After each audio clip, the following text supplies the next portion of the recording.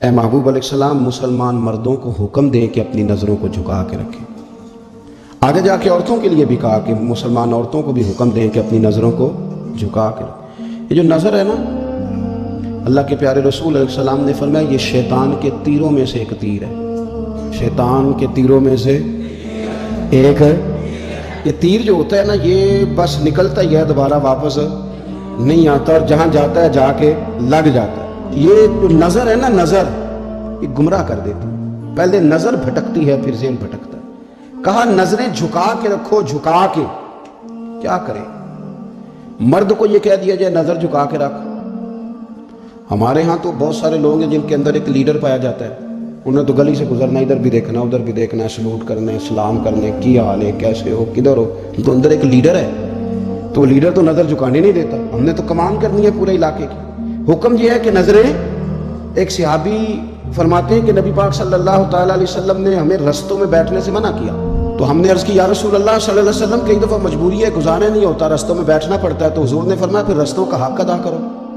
یا رسول اللہ رستے کا حق کیا ہے؟ فرمایا ایک تو آنے جانے والے کو سلام کرو، اور دوسرا یہ کہ رستے سے تکلیف دہ چیز کو ہٹاؤ، اور پھر فرمایا کہ بھلائی کا حکم دو اور برائی سے منع کرو، اور پھر فرمایا کہ رستے کا حق ہے کہ رستے میں رہنا ہے تو نظریں جھکا کے رہو۔ پھر ایسا نہ ہو کہ ہر شخص پر آپ کی نظر پڑے، ہر شخص پر۔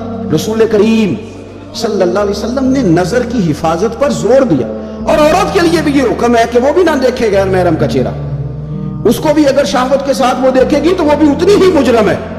عورت بڑی با پردہ ہے، نہیں بڑی با پردہ ہے، مثلا کس طرح کی با پردہ؟ کہتے برقع پہنتی ہے اور سویرے نکل جاتی ہے بازار، ہے ویسے با پردہ، آتی شام کو ہے۔ عورت کا با پردہ ہونے کا معنی یہ ہے کہ برقع پہنے اور جہاں مرضی جائے۔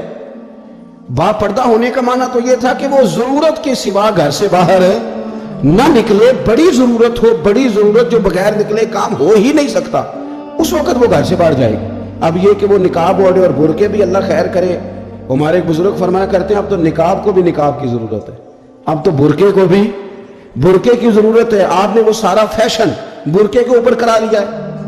برقعے کا معنی تو یہ تھا کہ آپ نے اپنے آپ کو چھپانا ہے، کسی کی نظر نہ اٹھے، اور اگر آپ نے برقع ہی اتنا شاندار بنوا لیا کہ ہر عورت کو آپ پوچھ رہے ہیں کہ یہ اس طرح کسی اور نے تو نہیں بنوایا، تو پھر پیچھے بچا کیا؟